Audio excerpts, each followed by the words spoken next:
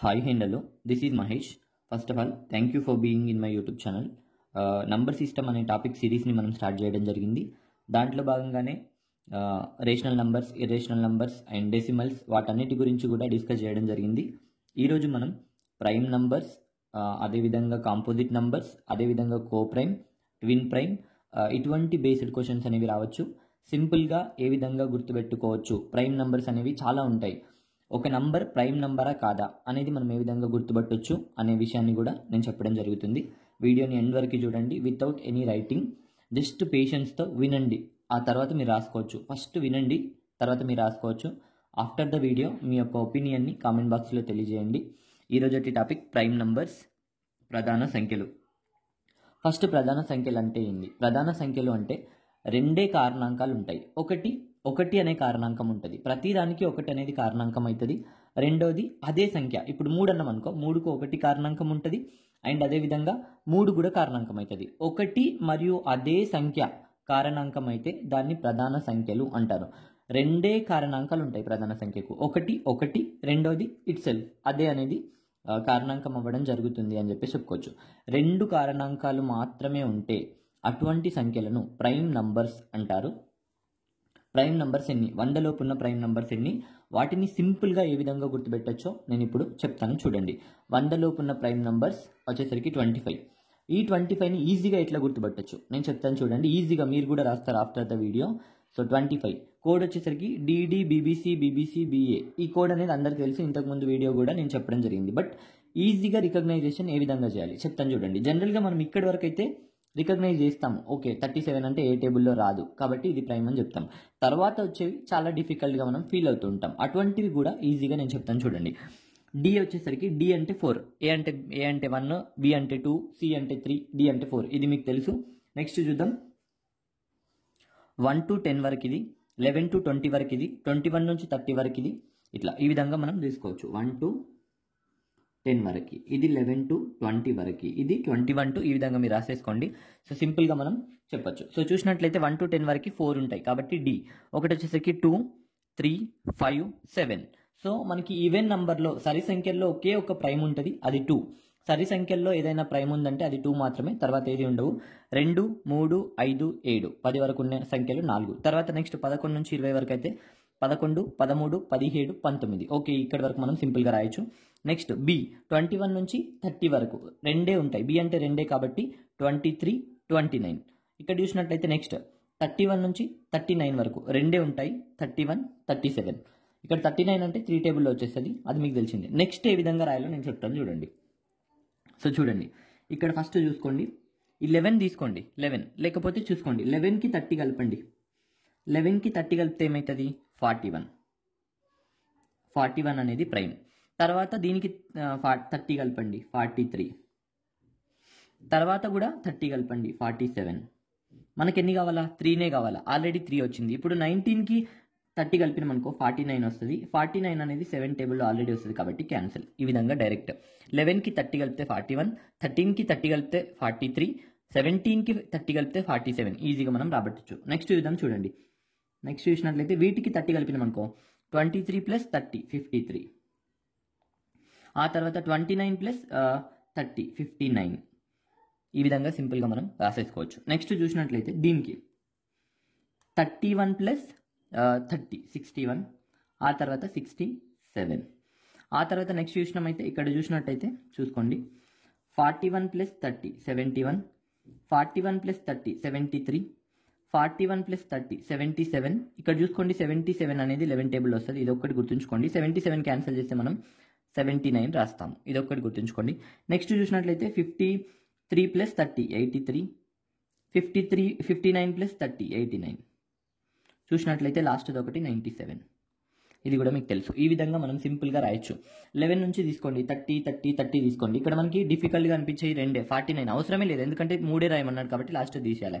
ఇక్కడ 77 మాత్రం 11 టేబుల్ వస్తుంది, మీకు క్లారిటీ ఉంటుంది. మిగతా అన్ని 30 యాడ్ చేస్తుంటే సింపుల్గా మనం రాసుకోవచ్చు.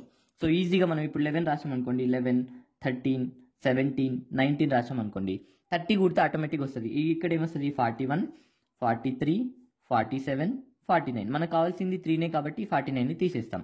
ఆ తర్వాత చూసినట్లయితే 23, 29 రాసాం అనుకోండి. ఇక్కడ 30 కూడితే 53, 59 అయిపోయింది. ఆ తర్వాత 31, 37 రాసాం అనుకోండి. ఇక్కడ 61, 67 అయిపోయింది. ఇక్కడ 53కి 30 కలిపామనుకోండి 83, 89 అయిపోయింది. సో ఇక్కడ మళ్ళీ ఇక్కడ 41కి 30 కలిపామనుకోండి 71, 73, 77. 77 కాదు కాబట్టి ఇంకోటి ఏం తీసుకుంటాం, 79 తీసుకుంటాం.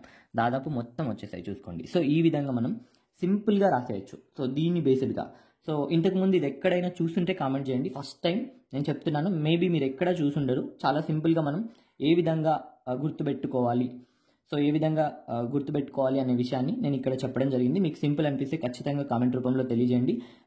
డే బై డే రెగ్యులర్గా వీడియోస్ అనేది అప్డేట్ చేస్తూ ఉంటాను నేను.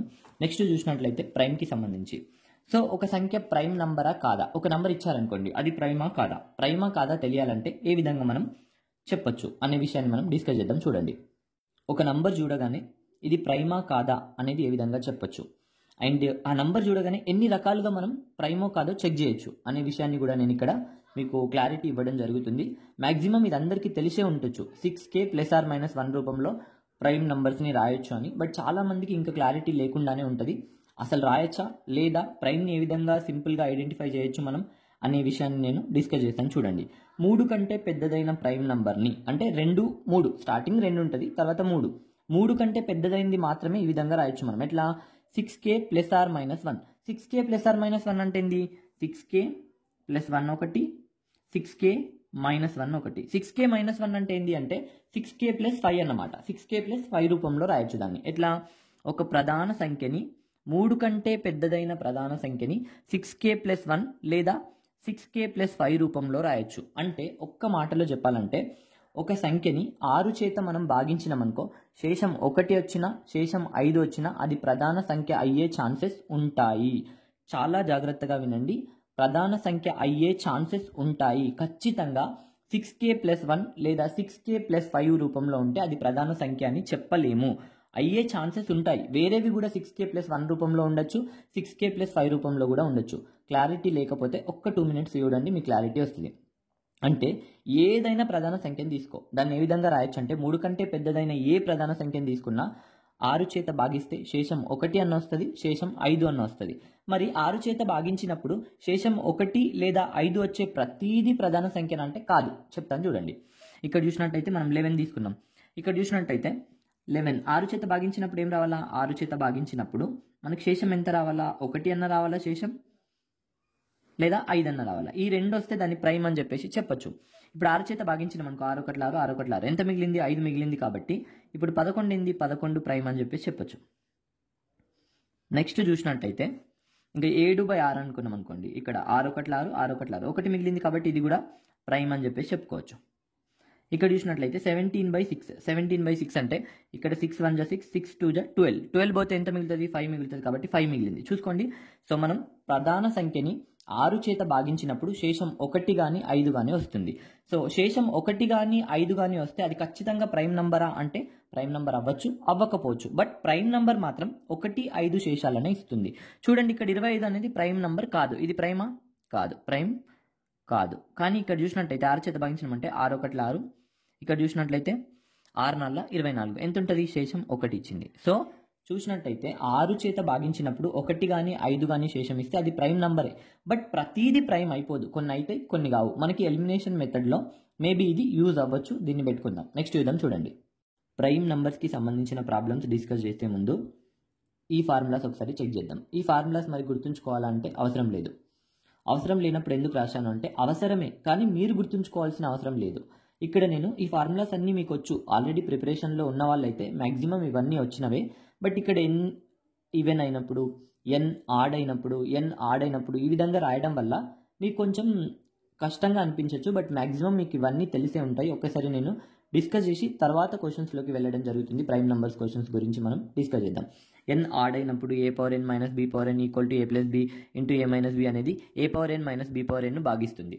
ఇది కొంచెం గుర్తుంచుకోవడం కష్టం, కానీ మీకు ఒక ఫార్ములా తెలుసు, a² - b². ఇది తెలుసు కదా, a² - b² ఉన్నప్పుడు ఏమవుతుంది, a + b × a - b అనేది a² - b² భాగిస్తుంది. ఇలా గుర్తుంచుకోవచ్చు ఈజీగా, ఎందుకంటే ఈ ఫార్ములా మ్యాక్సిమం అందరికీ తెలుసు.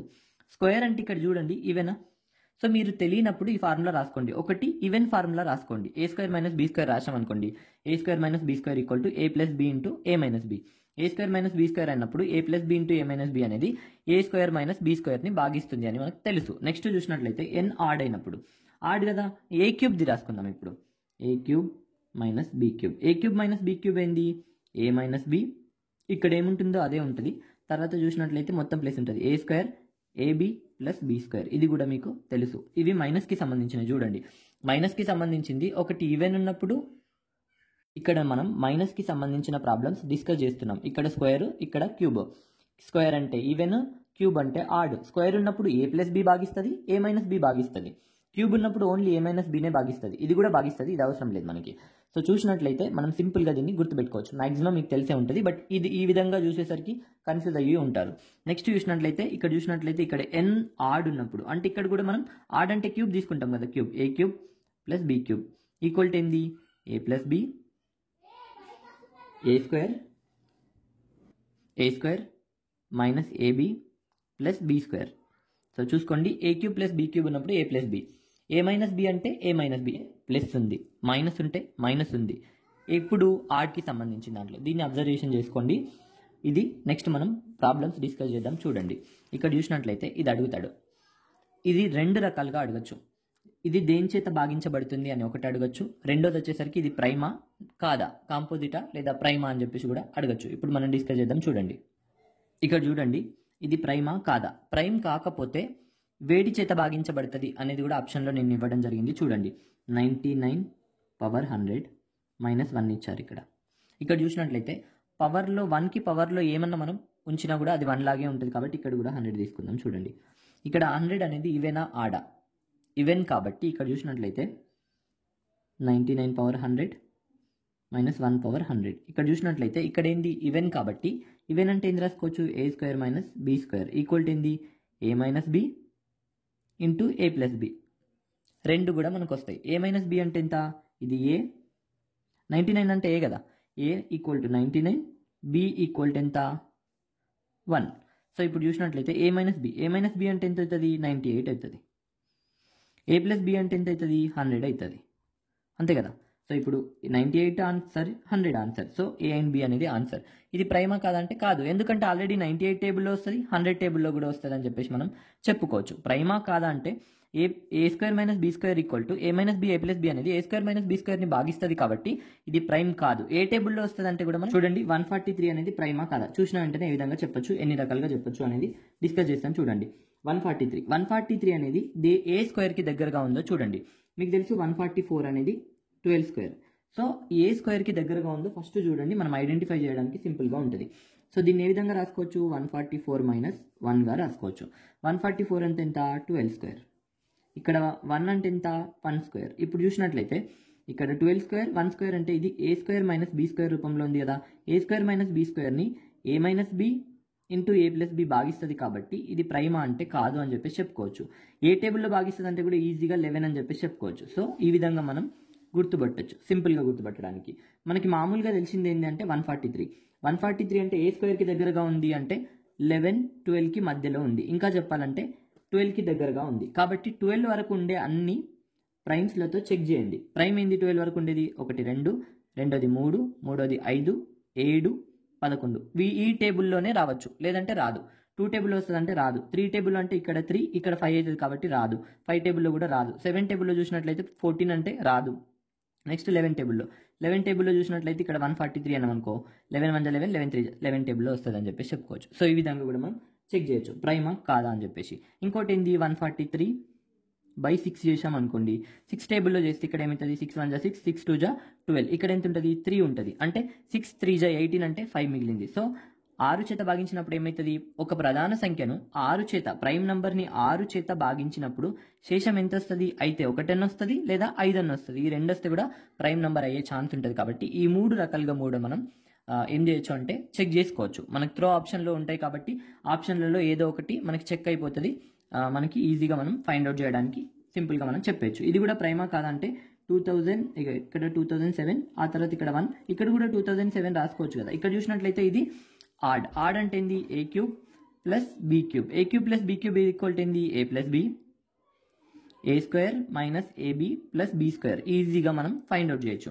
ఇది ఏ ప్లస్ బి రూపంలో ఏ క్యూబ్ ప్లస్ బీ క్యూబ్ రూపంలో రాసాం కాబట్టి ఆటోమేటిక్గా దీనికి ప్రైమ్ కాదు అని చెప్పేసి చెప్పొచ్చు. ఎందుకంటే ఏ ప్లస్ బి భాగిస్తుంది. ఏ ప్లస్ బి అంటే ఎంత? 2+1 అనేది దీనికి భాగిస్తుంది అని చెప్పేసి, 3 అనేది దీన్ని భాగిస్తుంది అని చెప్పేసి చెప్పొచ్చు. భాగిస్తుంది అంటే ఆటోమేటిక్ ఏమన్నమాట?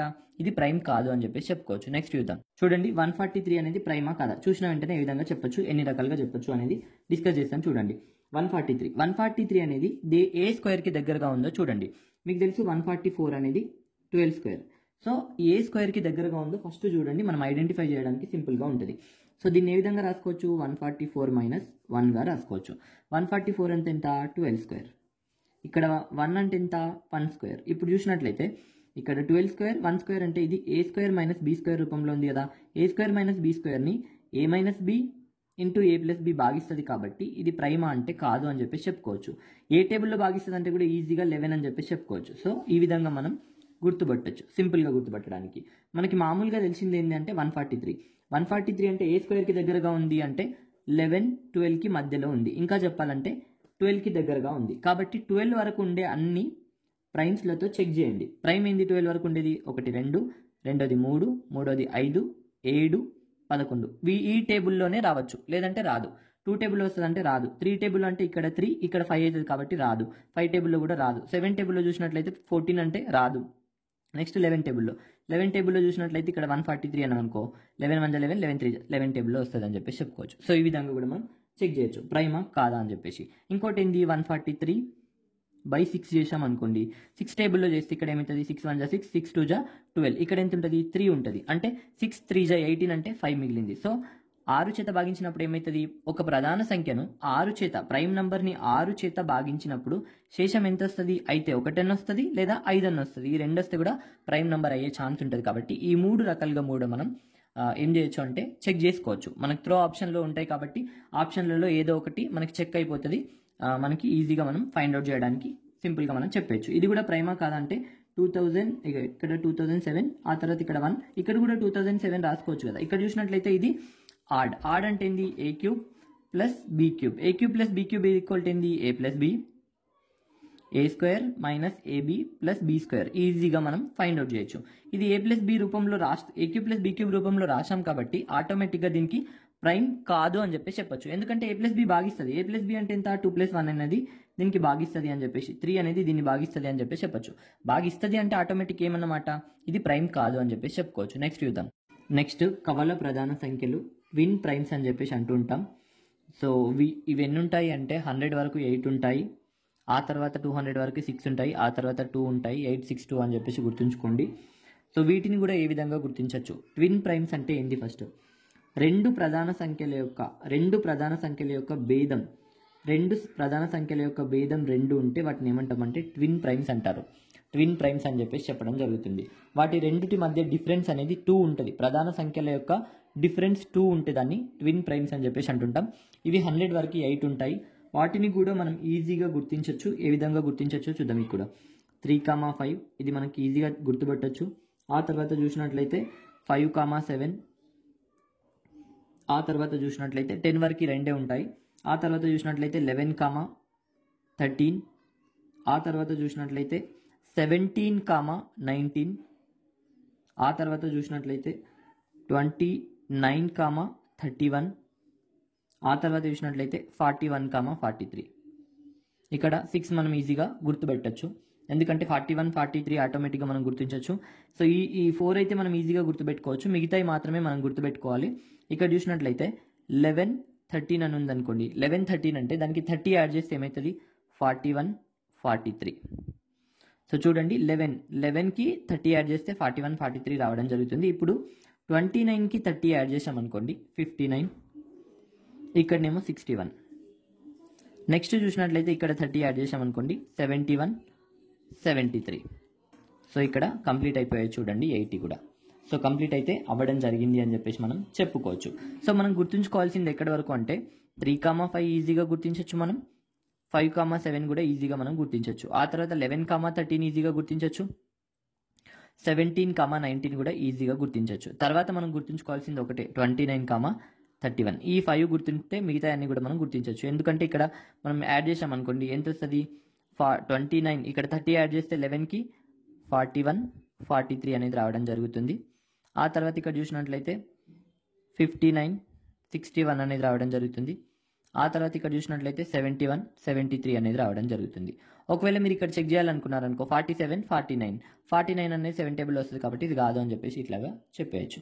సో ఈ విధంగా ట్విన్ ప్రైమ్స్ని కూడా మీరు సింపుల్గా గుర్తించవచ్చు. ఇంతకుముందు ఇటువంటి క్లాసెస్ ఎక్కడైనా విన్నట్టయితే ఖచ్చితంగా కామెంట్ రూపంలో తెలియజేయండి. ఎందుకంటే సింపుల్గా చెప్పడం ఎవరైనా చెప్తారు, బట్ ఈజీగా చెప్పాలి, ప్రతిదీ గుర్తుంచుకునే విధంగా చెప్పాలి అనే ఒక ఇంటెన్షన్తో మాత్రమే నేను క్లాసెస్ అనేది చేయడం జరుగుతుంది. సో ఒకవేళ మీకు నచ్చినట్లయితే ఖచ్చితంగా కామెంట్ రూపంలో తెలియజేయండి. నెక్స్ట్ చూద్దాం, చూడండి. నెక్స్ట్ కోప్రైమ్స్, పరస్పర ప్రధాన సంఖ్యలు అని చెప్పేసి చెప్పడం జరుగుతుంది.